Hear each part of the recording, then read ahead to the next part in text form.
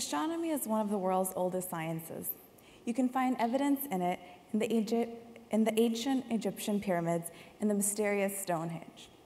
And a fascination with the stars and the planets influenced some of the most advanced civilizations, the Mayans, the Greeks, and the Chinese, for example. And yet we know so little about the universe beyond our own world. There is so much we still don't understand, so many questions waiting to find an answer. I want to help find those answers. Like the ancient Egyptians, the Mayans, the Greeks, I'm fascinated by the power of the universe and the pull of the unknown. It's a dream that began when I was 5, when I would stare up at the night sky and try to make sense of the stars and the constellations. They seemed so far away for a little girl who had never traveled far beyond the limits of her hometown in New Haven. Growing up, I sometimes wondered if I'd ever get there. Lost in the shuffle of a big public high school, the constellations, the galaxies, the planets, they seemed so far away, farther than they had when I was 5. But the universe, evidence suggests, began with a big bang. The entire universe, as the theory goes, was once a ball of hot, dense gas. Somewhere around 13.7 billion years ago, that ball exploded. The universe was born. It was the beginning, the real beginning, for the stars, the planets, the galaxy, and for eventually you and me. The beginning of endless possibilities. As a senior in high school, I realized I wanted to study science, and I wanted to do it at a place that would pay attention to my needs. I wanted a place where I could make an impact, where the professors knew me by name. Connecticut College was the only campus I visited.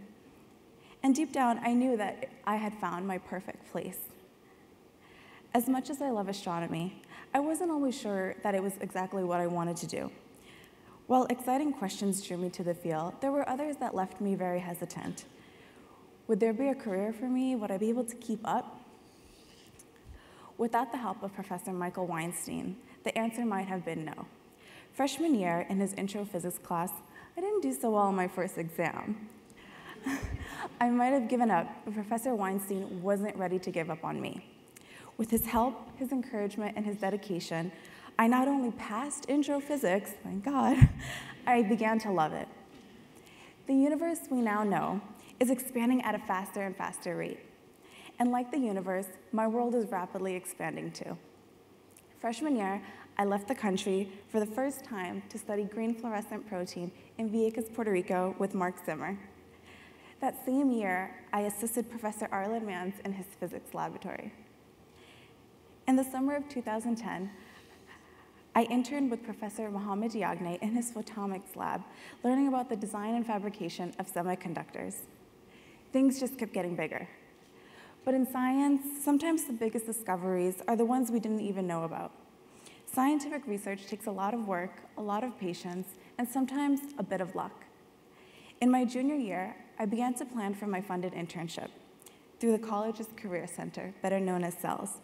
Through CELS, all students have the opportunity to complete a funded internship, and approximately 80% of con students do so. Soon after, I began applying for internships. I was invited to a dinner with the trustees and was introduced to Maria Pellegrini, a woman who works for the Keck Foundation. She asked me about my interests, and I was quick to profess my love in astronomy. She mentioned she had connections at the Keck Observatory in Hawaii. Keck is a world-class observatory. It is home to the world's biggest telescope.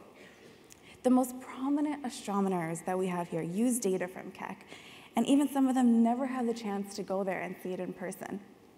And just like that little girl who loved to stare at the stars was researching at the Andromeda Galaxy alongside famous astronomers at the foot of the mountain that boasts the world's largest telescope. One of my favorite astronomical mysteries is dark matter. Astronomers have discovered that there's more mass in space than we can see, that there exists this invisible, unexplained mass. We know it is there, we just can't explain what exactly it is. I think the same is true of con. What makes this place so special is not necessarily the obvious.